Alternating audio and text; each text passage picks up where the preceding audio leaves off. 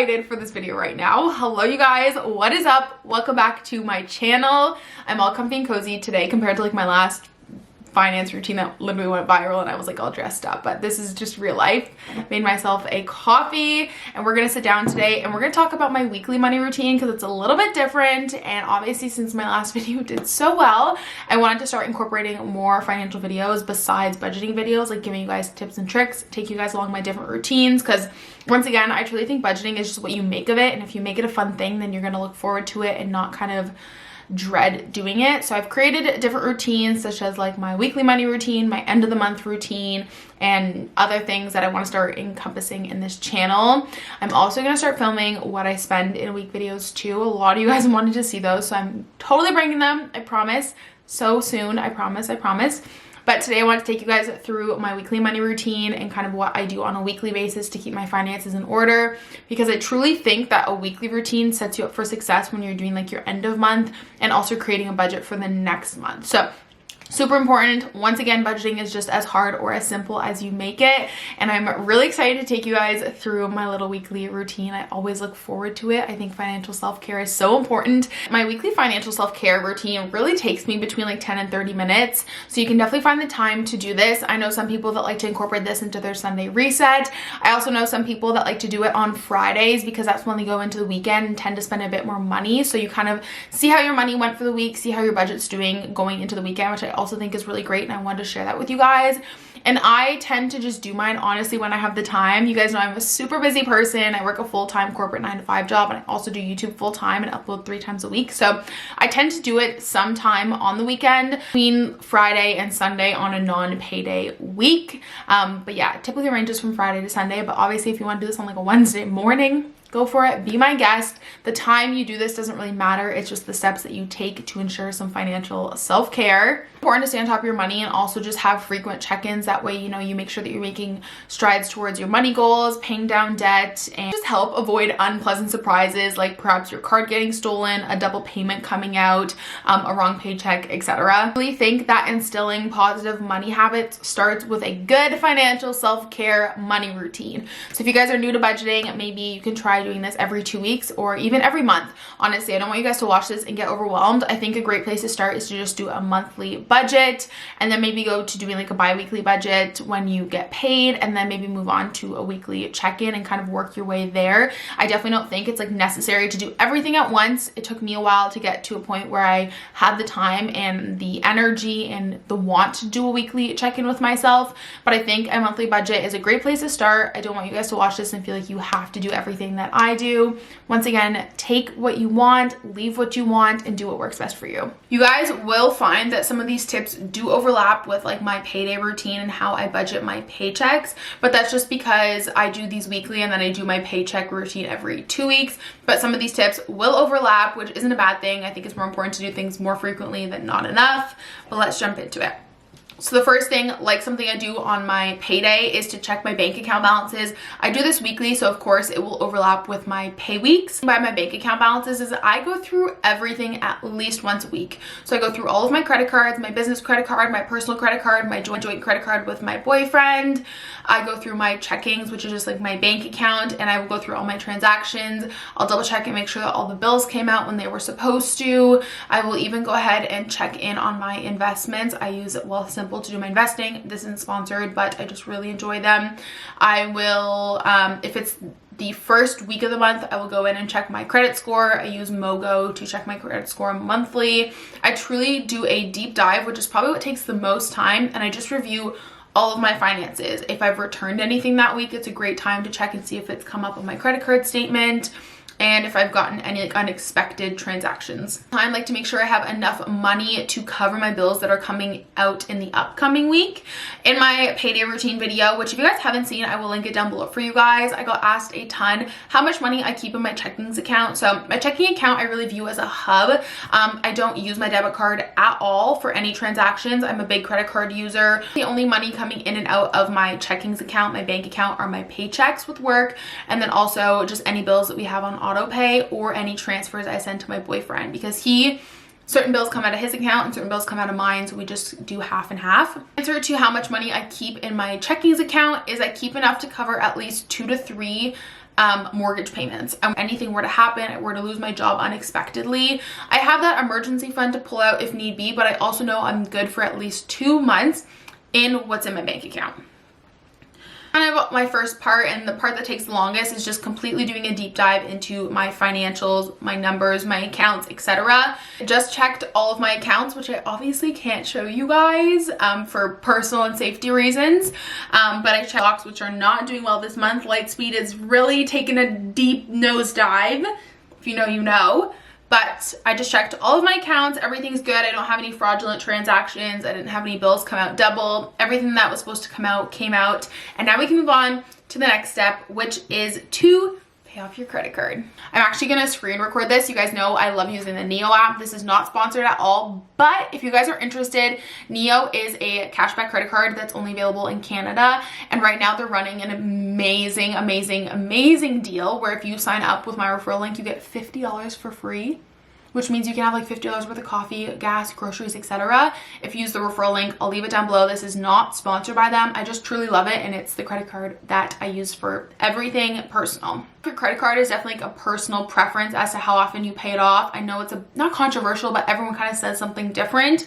I find that paying off my credit card weekly, I used to do bi-weekly. As of, I think a month ago, I switched to weekly. You guys saw in my payday routine that I was paying it off before every payday, but now I do weekly just because I know for sure I'm not going to miss out on any payment, interest, or late fees. I never let a credit card balance carry over. But with like taking vacations and stuff, in December we went to New York City. I actually forgot to pay my credit card on payday because we were obviously traveling and stuff. So I feel like moving it to weekly instead of bi-weekly is a great way to just stay on top of it. Obviously, me forgetting to pay it, like I didn't get charged late fee. It was literally like the first week of the month, but still, moving to weekly just ensures that I don't get any penalties. And also I'm already combing through all of my budgeting and expenses, so it just kind of makes sense to pay it off weekly because I'm adding all of my expenses into my budget. I also find that paying off my credit card weekly helps me stay on budget because I'm paying it off and I'm like, oh girl, you need to reel it in this week because you went a little too high last week. So I'm actually going to go ahead and pay that off. My credit card is a little bit higher than usual right now, just because I had some big expenses come out. I had to like get an oil change, some maintenance on my car, stuff like that. But as you guys can tell, I just transferred the money over from my bank account to the Neo savings account. It's just so that I can instantly pay it off and just pay from an external bank. It just takes a few business days, but if you do it from the Neo account, it's immediate. So I just went ahead and paid that off, and now I'm going into a new week with like a fresh zero balance, technically $292 balance, because I just need to pay the $292 off. And I don't know, I just feel so good going into a new week with a credit card paid off. It's like an instant boost of motivation. The next one is to update my budget and tweak if need be. This also is a pretty time consuming part depending on how you do your budgeting. So I personally use every dollar, and since I'm in Canada, I cannot link my bank account, so I have to manually input my transactions, which does take a lot longer, but I prefer this because it makes me really conscious of my spending compared to maybe an app like Mint that is more like automated. Obviously there's no right or wrong way to use a budgeting tool. You just have to figure out what works best for you. But for me anyways, I know that the easiest way for me to do it is to input them manually because it allows me to be a bit more conscious of my spending and kind of do a bit of an internal reflection on how much money I spent that week, how I could be better next week. I'm gonna screen record and show you guys my every dollar, but I'm also just pulling up my credit card on my phone and having it beside me so I can go through my transactions. Once again, I'm just pulling up my Neo. I did just pay it off, which is great that I have it open still. All of these transactions, and I'm going to input them into my every dollar. January 7th.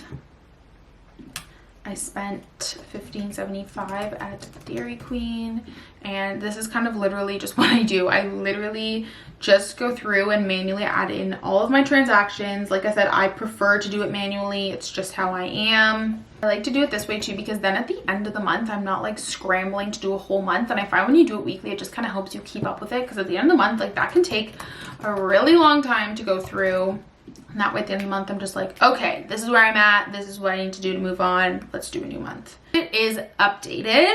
Now I'm going to go over into my 2022 budget, which this is my hub. I will leave a link to it down below for you guys. I have my paycheck plans. This is also where I can kind of just see what's coming out of the next paycheck. Spending plan. So I can also go ahead and update these so far. So I've spent $30 in gas. On groceries, we've spent $68. On takeout, we've spent $15. This is going to be $0 for the month. Coffee shops, I've spent $15 as well. I think I'll update this weekly, and then once again at the end of the month, it's just an easier way for me to not have to do the whole month's worth. I can just kind of take the time, the few minutes to reflect and like move on to the next month. Alrighty, so we've updated all of our spending and budget categories. So this is also a good point. Like you guys saw, I just tweaked my budget where I needed to. Once again, it all comes down to doing this for a few minutes weekly. Saves you so much time at the end of the month. To do is just check in on my goals and see where I'm at for the month. So you guys know I'm a big monthly goal setter. I'm also a big yearly goal setter, I guess, that I break down into monthly goals. And this is a really good time. Take out whatever you use to do your goal setting. I just use a bullet journal and kind of check in on any financial goals that you have and track your progress. So for example, a lot of this isn't applicable yet because I'm waiting on a lot of payments from brands, which is just something that comes with doing social media. So a lot of this stuff, once again, I'm waiting for. Like, for example, this month I wanted to save at least $1,000, waiting for a paycheck from AdSense, no unnecessary HomeSense trips. Does it count if you used a gift card? I don't think so. Spend less than $200 on yourself. So I'm doing that really well this month. I'm only at, I would consider books like something spending on myself. So I've only spent $60. So I'm kind of on track for the week there.